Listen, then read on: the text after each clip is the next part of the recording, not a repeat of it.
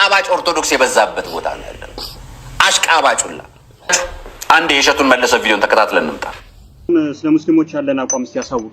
ስለ ሙስሊም ኢብራሂም በድሩን ታውቀዋለህ? ላለፉት 17 ዓመታት የልብ ጓደኛዬ ነው። ከዩኒቨርሲቲ ጀምሮ አንድ አልጋ ላይ እየተኛን ለሱ የሚላከውን ብር አብረን እያጠፋን ለኔ የመጣውን ስንቅ አብረን እየበላን እስከ ዛሬ ድረስ በጓደኝነት ጸንተናል።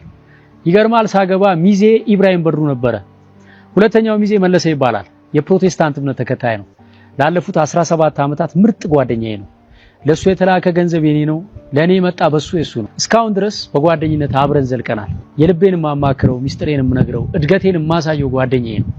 ኢትዮጵያዊ ሆነ ስለ ሙስሊም ያለህን አቋም ንገረኝ ስትል ትንሽ አታፍርም? ኢትዮጵያዊ ስትሆን የሌላውን ሃይማኖት አክብረ ሌላውን ወደ የራስህን ደግሞ አምነህ አምልከህ ትኖራለህ።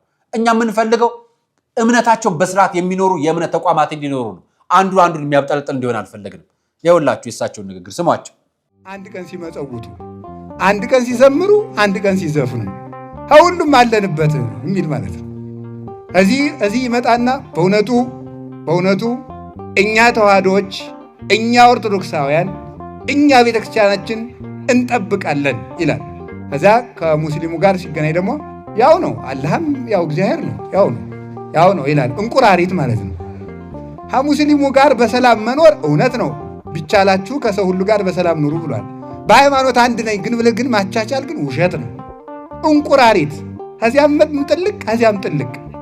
የነ ፓስተርን መዝሙር ብንሰማስ ምን ችግር አለው? ይሄ ምንድነው? እንቁራሪትነት። እስኪ በሉ ሁላችሁም ከዛሬ በኋላ እኔ እንቁራሪት አይደለሁም በሉ ሁላችሁም።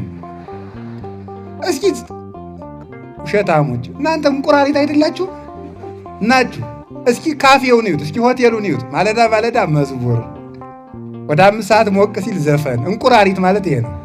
ከዚያም ጥልቅ ምን ያረጋሃል? ቀጥ ብላ አትሄድም። ዘፈኑም ያምርሃል፣ መዝሙሩም ያምርሃል። ሰው ነኝ ብሎ ማሰብ። እኔ ምንድን ነኝ? ሰው ነኝ።